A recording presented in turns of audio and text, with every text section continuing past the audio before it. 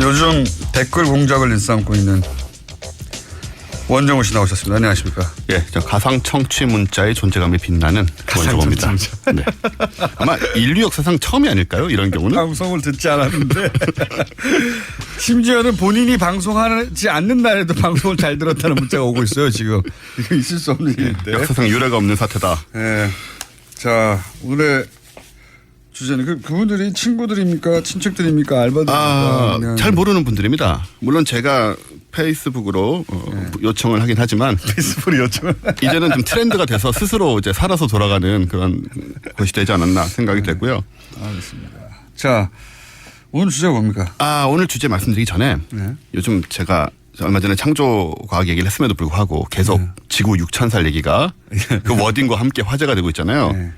여기에 대해서 서울대 장대익 교수님이 한 한마디를 인용하고 갈까 합니다. 알겠습니다. 내 나이가 과학적으로는 47살인데 신앙적으로는 2개월이라면 그건 말이 되느냐. 이게 모든 걸 함축하고 있는 얘기가 아닌가 전 생각을 하고. 네, 그 비유적으로. 네네. 그게 지구 나이가 6,000년에 불과하다면 그걸 이제 그대로 내 나이에 비교하면 내가 2개월이 됐다는 얘기다. 네. 그러니까 이런 식으로 얘기하면 우리가 받아들일 수 있느냐. 이제 이런 예를 드셔서 제가 굉장히 좋은 예라고 생각해 소개를 드렸고요. 오늘은 좀 비과학, 반과학. 본인이 했다고 그러지 그랬어요. 그럴 순 없죠. 또 비과학, 반과학 이런 얘기들이 계속 나오는 가운데 진짜 과학이 뭘 하는지를 좀 얘기를 드리려고 해요. 진짜 과학이. 네. 얼마 전에 제가 개기일식 갔다 왔지 않습니까?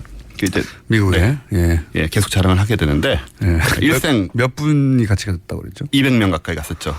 근데 저도 가고 싶었어요. 네. 그런 경험을 혼자 하는 것도 물론 기억에 남지만 그렇게 많은 사람들이 한꺼번에 보게 되면 그렇죠. 그 전체가 종합적으로 잊지 못할 기억이 되거든요. 정말. 상승작용이 또 있고요. 네. 또 나중에 좀 만나서 나누고 싶은 그런 느낌들도 있고. 이게 뭐 1년에 한 번 있는 것도 아니고 아마도 앞으로 죽을 때까지 다시 없을 기회니까. 있어도 가기가 힘들죠, 사실. 여러 가지로. 그 말이에요. 네. 어쨌든 자주 있기 때문에. 네, 몇백 명이 같이 가서 그걸 갔다는 건 부럽습니다. 그래서 이제 이게 자연이 만들어낸 우주쇼였다라고 한다면 이제 15일 내일 모레는 인간이 만들어낸 작은 우주쇼가 하나 펼쳐집니다. 뭡니까? 이게 이제 미국과 유럽이 보냈던 그 토성 탐사선 카시니호라고 지금 토성 궤도를 돌고 있는데 얘가 그랜드 피날레를 할 예정입니다. 그랜드 피날레라는 건 죽는다는 뜻이네요. 그런데요. 요거의 의미에 대해서 좀 이따 설명을 드리고 그 전에 이제 이 카시니가 뭔지부터 좀 약간 얘기를 해야 될 것 같은데 카시니는 원래 카시니 하이언스라는 두 개의 이제 기체가 결합된 상태로 출발을 했어요. 우주선 두 개가 붙어서 출발했다. 두 개가 붙어 출발했는데 1997년 10월에 나갔습니다. 저는 이런 얘기 할 때마다 부러운 게 말이죠. 그러니까 97년에 20년 전이거든요. 그렇죠. 20년 전에 지금 미국 뭐 나사에서 쐈겠죠. 그다음에 두 개가 결합된 걸 보면 하나는 뭐 유럽 쪽 공무. 유럽 우주국입니다. ESA. 그러니까 거기서 20년 전에 토성에 보낼 탐사선을 보냈다는 거예요. 그렇죠. 이미 우리가 독자적인 인공위성 기술을 아직도 못 가지고 있잖아요. 발사체 기술이 아직 부족해요. 발사체 기술이. 그래서 사실은 정말. 뭐 저희가 잘 예로 드는 건데요. 지지난 정권에서 썼던 22조 그 돈만 잘 사용했어도 전 우주에 다 갈 수 있었다 우리는. 맞습니다. 여기 들어간 돈 세 발의 피입니다. 거기 비하면. 22조에 비하면 이건 말도 안 되는 비용인데 10분의 1 정도도 안 되는 충분히. 그런 점이 더 아쉽죠. 어쨌든 이제 가서 만약에 지금 우리가 토성을 탐사하기 위해서 만약에 우주선을 쏜다. 어마어마한 우리 자체 뉴스가 되겠죠. 그렇죠. 근데 이 인류 역사로 보자면 20년 늦은 거예요. 그렇죠. 그러니까 얼마나 뒤처져 있습니까? 그러는 사이에 우리 최근에 벌어졌던 돈 쓴 사례들을 보면 땅 파고 뭐 강 파가지고 22조를 쓰고. 자, 다시 돌아와서요. 네. 그래서 이제 카신이라는 이름이 어디서 왔냐면 원래 이제 옛날에 몇백 년 전에 그 토성의 고리 사이에 틈이 있다는 사실을 발견한 이 조반니 도메니코 카신이라는 사람이 있어요. 사람 이름일 줄 알았어요. 딴 거고. 그렇죠. 보통 이제 그렇게 하죠. 저 미국인들이나 유럽인들은. 그다음에 뒤에 붙은 하이언스는 우리는 어릴 때 호이겐스라고 이제 배웠어요. 호이겐스. 들어보신 적 있을 거예요. 예, 들어본 적은 있습니다. 기억 안 납니다. 뭘 했는지. 그렇죠. 영어식 오래된 사람인데. 네, 얘도 옛날 사람인데 이 사람도 이제 요즘은 네덜란드 발음으로 바꿔서 이렇게 하위 헌스라고 불러주는데 어허.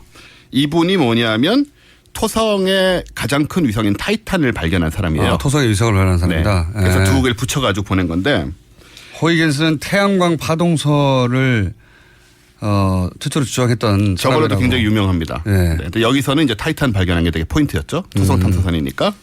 저희 둘째 PD가 네. 궁금했나 봐요. 예. 아는 그렇군요. 척하느라고. 첫째 PD가 했네요. 저도 봤습니다. 예. 의미합니다. 지금 별로 중요하지 않아요, 그 얘기. 자, 어쨌든 쭉 7년을, 나가보시죠. 예, 예. 7년을 항해를 해서 2004년에 도착을 했고 예.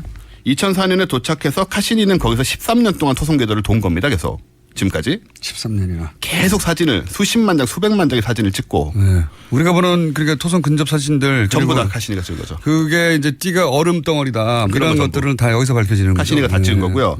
그럼 하위연스는 뭐랬냐? 네. 각자 임무가 있었던 건데 네. 하위연스는 이제 ESA에서 그 아까 말씀드린 저 하위연스가 발견했던 네. 타이탄을 탐사하기 위해서 보낸 거예요. ESA는 유럽 우주국이죠. 유럽 네. 우주국입니다. 그래서 하이원스는 가자마자 13년 동안 있지 않고 바로 그 다음에 2005년에 타이탄에 착륙을 합니다. 우리 이런 거 잘 모르죠. 착륙했다. 착륙했다는 뉴스를 들어본 거는 같습니다. 타이탄 착륙. 그렇죠. 네. 어쨌든 12년 전에 이미 아무 가물가물하지만. 네, 네. 12년 전에 이미 무인 탐사선이 타이탄에 착륙을 했던 거예요. 네. 뭐 때문에 착륙을 했냐면 여기에 바다가 있습니다. 타이탄에 표면에. 그래서 생명이 발견될지도 모른다. 뭐 이런 그렇죠. 뉴스가 간간히 나왔던 대상이죠. 꽤 나왔었는데, 네. 근데 이 바다가 물은 아니고요. 네. 메탄가스, 액체 메탄이에요. 액체 메탄. 탄화수소. 아하. 그러니까는 저 LPG 같은 거라고 보시면 돼요. LPG가 물 상태로 굉장히 추우니까 물 상태로 엄청나게 큰 바다와 호수를 이루고 있어요. LPG가 이제 지금 상온에서도 기체 상태인데 거기는 엄청나게 예. 차가우니까. 영하 180도. 네. 네. 그러다 보니까 이제 액체 상태로 존재한다는 거죠. 그래서 그렇죠. 그게 물에 뒤집힌 것처럼 보이나 물이 아니라 액체 상태의 LPG 가스다. 이렇게 생각하면 되겠습니다. 액화 석유가스라고 그러는 그런 비슷한 건데요.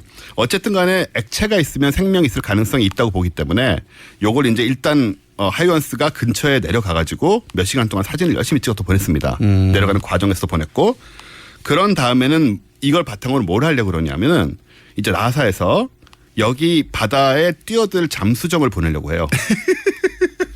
이게 과학이 하는 일입니다. 진짜 과학이. 야, 네. 대단하네요. 하긴 물에서만 생물이 산다는 보장이 있습니까? 일단 액체가 있으면 가능하다고 보고 있거든요. 에탄올에 최적화된 생물이 살 수도 있고 그렇죠.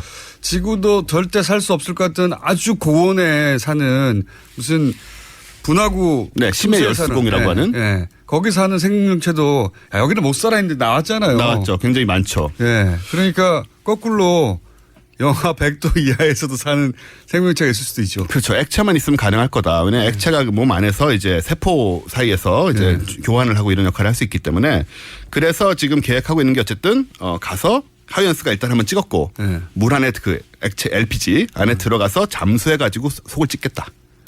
그런 걸 하고 있습니다. 과학자들은. 이거 상상하기 힘드네요. 그러니까요. 거기까지 날아간다는 것도 상상하기 힘든데 거기 착륙해서 이제는 그 다음 단계로 액화 상태에 들어가 봐야 되겠다. 그 안에 진짜 뭐가 그렇죠. 있는지 겉만 봤는데 네. 야, 이걸 20년 전에 보내서 착륙했고 그런 정보를 한국은 안 날렸죠.